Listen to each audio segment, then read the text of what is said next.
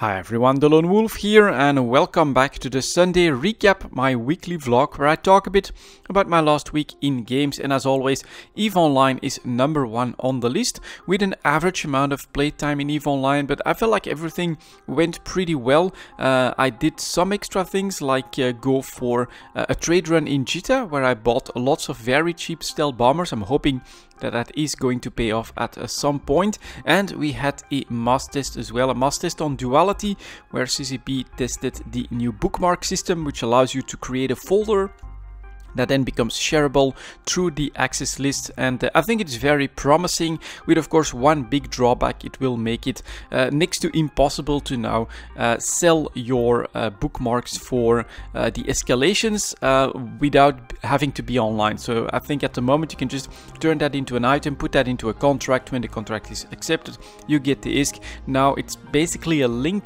to an open bookmark folder or shared bookmark folder that's going to have to replace that, and there's really no way to guarantee payment unless you're online and then you manually add someone to the list, for instance. So yeah, that is a change of course, and something that perhaps needs to be looked into, but well, it might still be possible to sell your escalations if you manage to build up enough reputation with people that they'll basically like pay you for an access list, for instance. I mean, there's options, I think, just not as easy as what we have at the moment. Next to that, on TQ, of course, some conduit running, some exploration, actually a little bit lucky with the exploration as well. A couple of good drops from 3 and 4 out of 10s. I think it was, yeah, 4 out of 10, yeah, and 3 out of 10, yeah, that's those that I found, and that went pretty well. The conduit, yeah, doing quite okay in those. I still prefer the Praxis by far. Main reason for that is that despite losing some drones here and there, I'm still not exactly sure how all the drone aggro works, but overall it is just a passive shield tank that holds its own through all the waves that can be thrown at you. In the Vindicator, sometimes I'm unlucky, final wave have like a cruiser and 4, maybe even 5 destroyers sometimes, and your tank does get tested. Your buffer is not that big, and you can be forced to warp out if you're like a little bit unlucky on how long it takes to take down a cruiser, for instance. So the conduit running, yeah, it's still the Practice for me. That is my favorite go-to ship. And next to that, of course, a little bit of contracts as well, although everything got sold very quickly, and I'm still working on my next set of blueprints from the Orca. So at the moment there seems to be quite a bit of demand actually for like capital ship blueprints and things like that. So I'm actually going to start to do some extra copies as well from the blueprints that I received from someone just a couple of weeks ago. Try to find the right ones that make me the most ISK, and then I'll keep you guys up to date on that as well, of course. And then we still have PI finally, which I've just been running daily. I haven't really been selling that actively at the moment because we had a bit of a September slump across the board, with some exceptions. Fuel related PI stuff was generally still doing well, like coolants, but overall, yeah, I'm holding back a little bit on selling my PI. I'm hoarding it all for a big splash when the price finally goes back up again. And I'm looking forward to EVE Vegas, of course. Hopefully we'll get some concrete information on CCP's plans for EVE Online. Next up, we have a little bit of Destiny 2. I've been playing Destiny 2 practically every day, I would say, but not that much, like less than an hour so far. And right now I'm focusing on the stories, which are available in the free-to-play version of Destiny 2 on Steam at the moment. So I've done the whole Red Menace, I think it is called, the very first storyline, where you have to fight the Red Legion, who like basically trapped the Traveler in a sort of a bubble.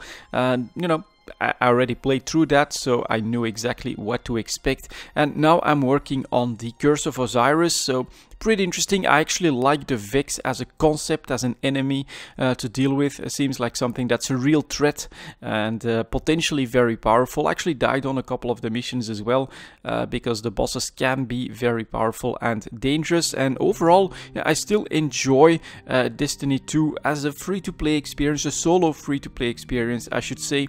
I'm definitely getting quite a few hours of fun into it, and there's still a lot to do. So what I've done so far is basically actually get my character to like 900 light level, I think it is, which is like a soft cap. Very easy to do solo. Just play the game a little bit, explore all the planets, do some of the storylines there, and you're good to go. After that, I started with the storylines themselves. I would say that I'm halfway through that, I expect. So next up we have the Curse of Osiris, and then there's still one storyline that I have to do, and after that we will see. I still have like the PvP stuff to explore, the gambits to explore. I still have lots of extra content that is available there to explore as well, and that's when I'll I think make a decision on whether or not I'm going to find more time for the expansion and for actually supporting the game through a purchase. Honestly, I've seen some reviews of, I think it's called Shadowkeep right now. It's more of the same with not even that much story in it. It's not that many hours to actually play through the story content of the expansions. So I'm kind of thinking wait for a sale, but this is of course my own personal choice here, and I have to be honest, the free-to-play version of Destiny 2 is a lot of content that you can access absolutely for nothing, and with like unrivaled quality, I would say. It is not a super recent game, of course, so it's been in development and it's got quite a bit of time behind it, which has allowed for all of that refinement, but it's an incredible experience for something that you can just download and get started on, to be honest. So yeah, Destiny 2 is still something that I'm actively playing, but I am trying to pace myself, and then I'm looking into getting the expansion at the moment, and I'm on the phase where I'm like, all right, it's not promising that much in content or anything like that, so probably a sale is what I'll be waiting for, but we'll see how it evolves as I play more Destiny 2. And finally, we have some Path of Exile. That's also something that I've been playing practically every day without pushing myself too hard. That's really something that I think I have to learn, that is to pace myself in the game. Sometimes I play like 5-6 hours a day for a whole week straight, and then I'm like, I don't really feel like putting more effort into it. So pacing myself, despite the fact that I don't generally burn out completely on games. I did burn out completely on World of Warcraft Classic, I have to be honest there, but generally I can keep going after taking like a small break or something like that. EVE Online is the exception. I have no problem pacing myself depending on my energy levels there, but Path of Exile is definitely still a problem game, where the launch of a new league is like, alright, I'm going all out, and then a couple of weeks in I get started on the maps and I've got no energy to keep that grind going. So that's something that I need to work at. It's also something that I'm planning for the next league, but for this one, yeah, I got a second character to level 85 by running maps. It's the Holy Flame Totem Chieftain. That's working quite well. I prefer him over the Witch because of his survivability. I've got like 5000 HP, 800 mana, a little bit of shield as well, and all of that is basically a really nice buffer in case of trouble, in case of some harder enemies or something like that. And he actually has been able to go through those maps at a slower pace because his damage is lower than my full damage minion Witch, but he has been able to survive all that content without any real problems. So that is definitely something that I need to learn as well when it comes to Path of Exile. Find the right balance between damage and between survivability. Also, my pots definitely a problem. I'm now running with one life pot, one utility pot. It's like an epic one that makes me immune to stuns and other things.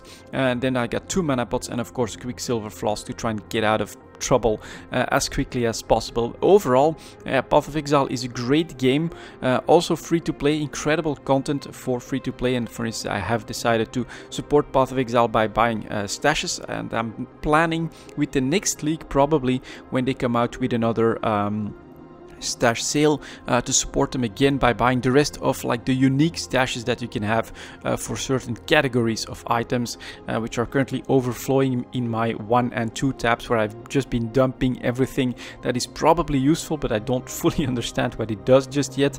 So that is definitely on the radar as well. And on top of that, for Path of Exile, there is now the announcement when you log into the game that in like a month time they're going to discuss 4.0 for Path of Exile. also their next big phase. It's gonna be, from what I've heard, you know, another really big announcement with big changes, probably, and a big expansion to the game. Or no, I shouldn't say expansion, but perhaps like a really nice league that offers a lot more than what they normally do. So yeah, I'm playing some more Path of Exile. I'm not sure if I want to put even more time in my Holy Flame Totem. Basically, I'm learning a lot more now, and I'm like starting to plan for the next league, basically, where my intention is to stick to one character, which is very difficult for me to do because I do tend to like rush the first character to maps, for instance, and then burn out a little bit, not having the energy to keep up with the grind or to find my way through content that I haven't done before. So yeah, we'll see if all of that works out, but Path of Exile has also been a pretty nice experience last week. And that was basically my last week in games, guys. Thank you very much for watching, and I'll see you all next time.